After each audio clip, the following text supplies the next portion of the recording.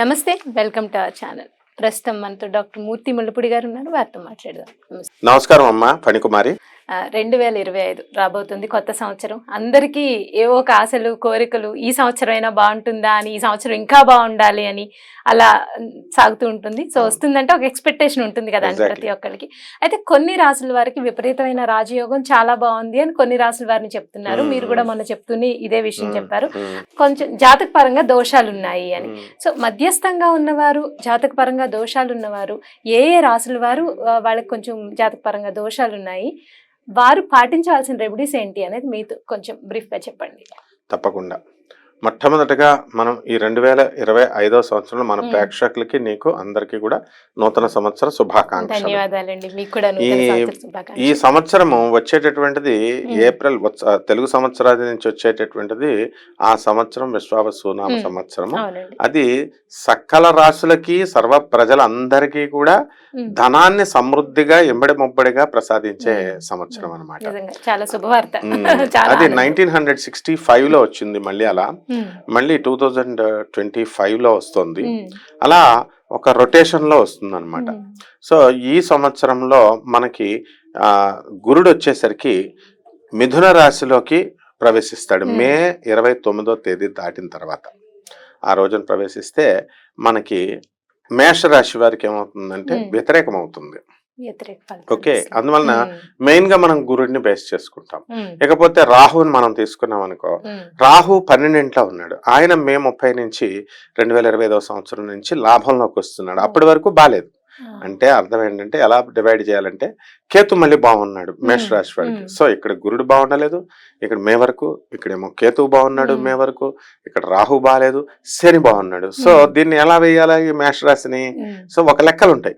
కేవలము ఈ 4వ ఇల్లు, 3వ ఇల్లు, 2వ ఇల్లు అని కాకుండా మనం వెలాసిటీలను కూడా చూసుకుంటాం. గురుడు ఇప్పుడు తిరిగేటటువంటిది ఏప్రిల్ నెలలో 359.0002 అని బై 1/3 ఈ వెలాసిటీ వేగం. అంటే దీన్నే మనం ఏం చేస్తామంటే జ్యోతిష శాస్త్రంలో బాల్య దశ, యవ్వన దశ, వార్ధక్య దశ అని ప్రాచీన జ్యోతిష శాస్త్రం చెప్పేది. అంటే ఇప్పుడు నీకు గురుమహాదశ నడుస్తుంది అనుకో, అప్పుడు ఏమండి గురుమహాదశ నడుస్తుంది కానీ నాకు ఇంకా ఫలితాలు రావడం లేదేంటండి అని అనుకుంటారు. శుభం జరుగుతాయి. గురుమహాదశలో మనం నేమ్ అండ్ ఫేమ్ వస్తాయి, పిల్లలు పుడతారు, ఇల్లులు కొంటారు, స్థలాలు కొంటారు. శుక్ర మహాదశలో అన్ని వస్తాయి అండ్ ఎక్స్ట్రాగా మనకి ప్రాపంచికమైన సుఖాలు కూడా వస్తాయి, పెళ్ళిళ్ళు ఇవన్నీ కూడా వస్తాయి. సో ఇంకా రావట్లేదు ఏంటండి అంటారు. అసలు ఆ శుక్రుడు గాని గురుడు గాని మనకు బాల్య దశలో ఉన్నాడా, యవ్వన దశలో ఉన్నాడా, వార్ధక్య దశలో ఉన్నాడా చూసుకోవాలి. బాల్య దశలో ఉంటే ఇమీడియట్ గా మనకు ఫలితాలు ఇస్తాయి. యవ్వన దశలో ఉంటే కొంచెం లేట్ పడుతుంది, వార్ధక్య దశలో ఉంటే ఇంకా లేట్ అవుతుంది. ఇది ప్రాచీన జ్యోతిష శాస్త్రంలో మా గురువు గారు మధుర కృష్ణమూర్తి శాస్త్రి గారు చూసేవారు, బెంగళూరు వెంకటరామన్ గారు చూసేవారు, వరల్డ్ హ్యూమన్ కంప్యూటర్ శకుంతలాదేవి గారు చూసేవారు. ఇట్లా లెజెండ్స్ చూసేవారు. ఇప్పుడు రానున్న ఈ చదువు ఏమవుతుందంటే నాణ్యత తగ్గుతూ వెళ్ళిపోద్ది. ఇవన్నీ ఏం చూడకుండా జస్ట్ గురుడు 3వ ఇంట్లోనా 4వ ఇంట్లోనా, శని 12 ఇంట్లో ఇలాగా చూసేస్తున్నారు, షార్ట్ కట్ లో చూస్తున్నారు. దాన్నే మోడర్న్ సైన్స్ లో, మోడర్న్ ఫిజిక్స్ లో వెలాసిటీ, ఆర్బిటాల్ వెలాసిటీ. ఇప్పుడు ఒక కక్ష, ఇప్పుడు ఉదాహరణకి ఇది గురుగ్రహము, గురులో శని అనేది నడుస్తుంది, గురులో శని విదశ శని. సో ఇక్కడ ఏమవుతుందంటే న్యూక్లియస్ ఉంటుంది. న్యూక్లియస్ లో మనం కేంద్రకంలో మనం ఏమని చెప్పుకున్నాం, ప్రోటాన్స్ న్యూట్రాన్స్ ఉంటాయి అనుకున్నాం, ఎలక్ట్రాన్స్ బయట తిరుగుతూ ఉంటాయి. అలాగే ఇక్కడ కూడా దీనికి కూడా న్యూక్లియస్ లో ప్రోటాన్స్ న్యూట్రాన్స్ ఉంటాయి, ఎలక్ట్రాన్స్ తిరుగుతూ ఉంటాయి. బయట సౌరమండలంలో గ్రహాలన్నీ సూర్యుడి చుట్టూ తిరుగుతున్నాయి. బయట బాహ్య ప్రపంచంలో, బ్రహ్మాండంలో ఎలాగైతే సూర్యుడి చుట్టూ గ్రహాలు తిరుగుతున్నాయో మనలో కూడా, మన బాడీలో ఎవ్రీ ఆటమ్ లో కూడా ఇలాగే తిరుగుతాయి.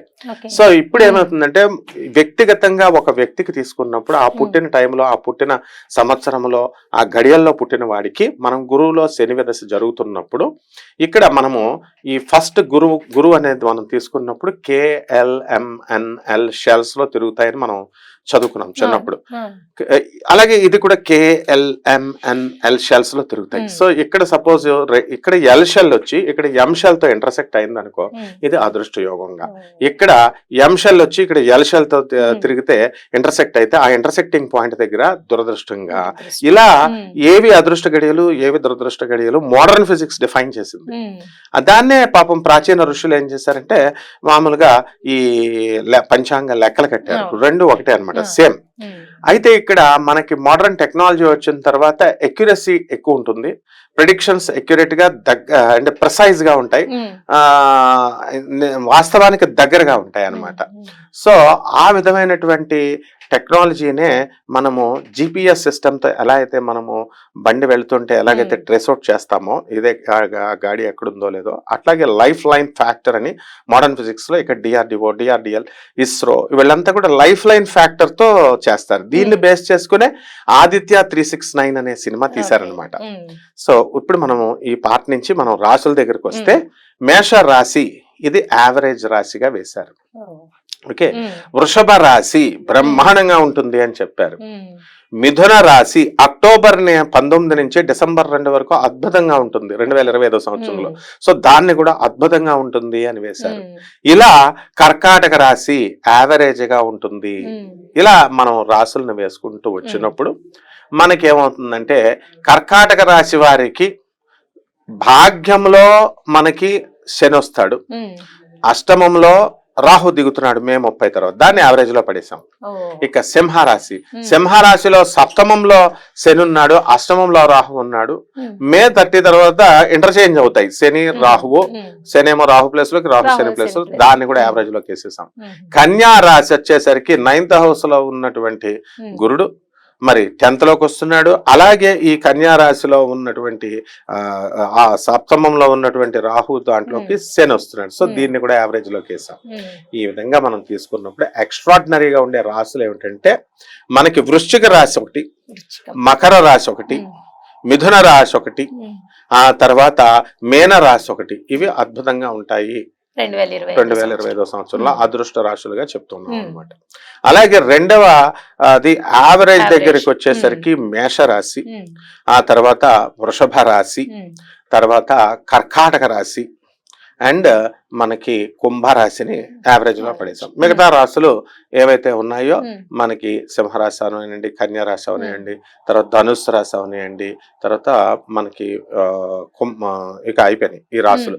ఈ మిగతా రాశులన్నీ కూడా మనకి బిలో యావరేజ్ రాశుల కింద మనం చెప్పబడ్డాయి. కాబట్టి దీన్ని బట్టి మనకి వీళ్ళు రాశులు బాగున్న వాళ్ళు ఏం చేసుకోనక్కర్లేదు.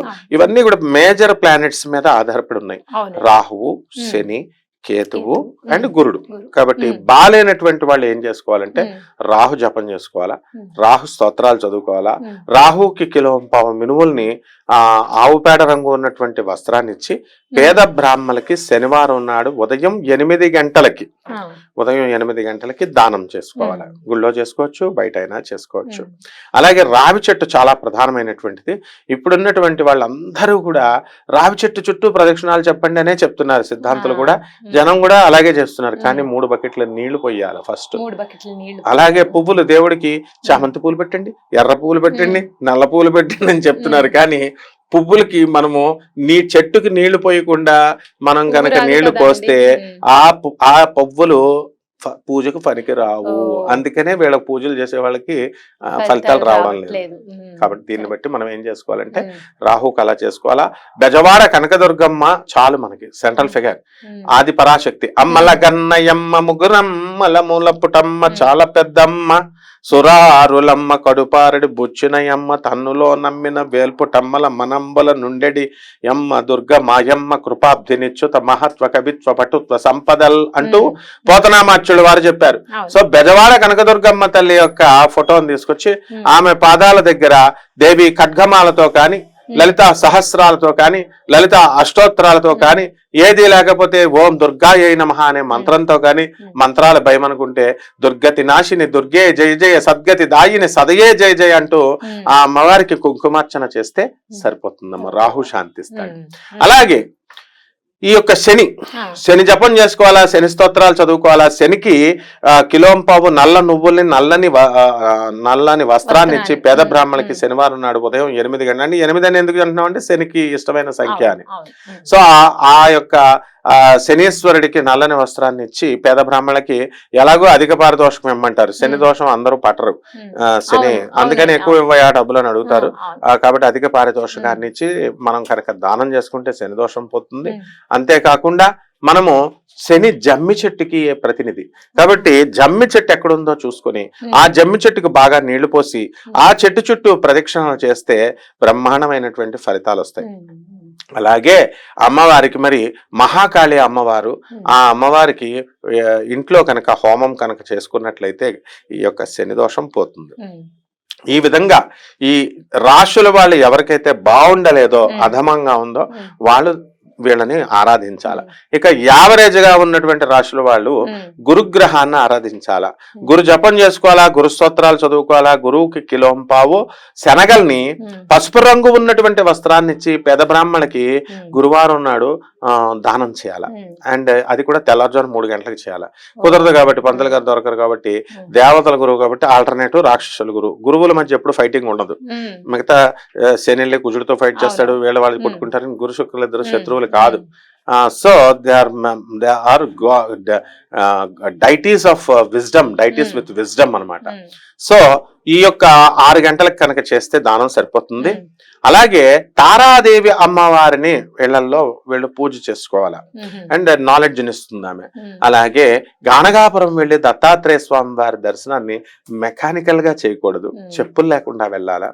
ఒక మాస్టర్ దగ్గరికి మన స్కూల్లో టీచర్ అప్పుడు చిన్నప్పుడు ఎలా వెళ్తామో, ఎల్కేజీ ఫస్ట్ స్టాండర్డ్ లో ఉన్న స్టూడెంట్ నే లైక్ చేస్తాడు టీచర్. 10th క్లాస్ వెళ్ళిన తర్వాత టీచర్ని స్టూడెంట్స్ కేర్ చేయరు కాబట్టి వాళ్ళు కూడా పట్టించుకోరు. పెద్దోళ్ళు అయిపోయారులే మా స్టూడెంట్స్, 10th లో ఇంటర్ లో మమ్మల్ని పట్టించుకోవట్లేదు సార్ మా స్టూడెంట్స్ అంటారు టీచర్లు. సో నవ్వుకుంటారు లోపల. సో ఎల్కేజీ అప్పుడు మనము ప్రాణప్రదంగా మన టీచర్లను చూస్తాం. సో అంత ప్రాణప్రదంగా దత్తాత్రేయ స్వామిని ఆరాధించడానికి గానగాపురం గురువారం నాడు వెళ్తే సరిపోతుంది. పౌర్ణమి రోజునే వెళ్లాల్సిన అవసరం లేదు, వెళ్ళిపోయి జనాలు అక్కడ దర్శనాలు కావు. అలాగే శ్రీ గురు చరిత్ర పారాయణ వచ్చినా రాకపోయినా సరే చక్కగా చదువుకున్నట్లయితే, ఆ స్వామి వారు నృసింహ సరస్వతి స్వాముల వారి యొక్క పారాయణ కనుక విన్నట్లయితే మనకి ఈ యొక్క దోషాలన్నీ కూడా పోతాయమ్మా. అండ్ లేదా మనకి ఇక శుక్రుడు, లేడీస్ ప్రాబ్లమ్స్ వస్తాయి, భార్యాభర్తల మధ్య గొడవలు ఎక్కువగా ఉంటున్నాయి. సో ఈ శుక్ర జపం చేసుకోవాలా, శుక్ర స్తోత్రాలు చదువుకోవాలా. శుక్రుడికి కిలోంపావు బొబ్బర్లని తెలుపు రంగు వస్త్రాన్ని ఇచ్చి పేద బ్రాహ్మణులకి శుక్రవారం నాడు ఉదయం 6 గంటలకి దానం చేయాలా. అలాగే మహాలక్ష్మి అమ్మవారిని ఓం శ్రీం హ్రీం శ్రీం కమలే కమలాలయే ప్రసీద ప్రసీద శ్రీం హ్రీం శ్రీం ఓం మహాలక్ష్మే నమః అన్న మంత్రంతో కుంకుమార్చన కనుక చేసుకున్నట్లయితే సకల రాసులు 12 రాసుల వారు దీన్ని చేసుకోవచ్చు.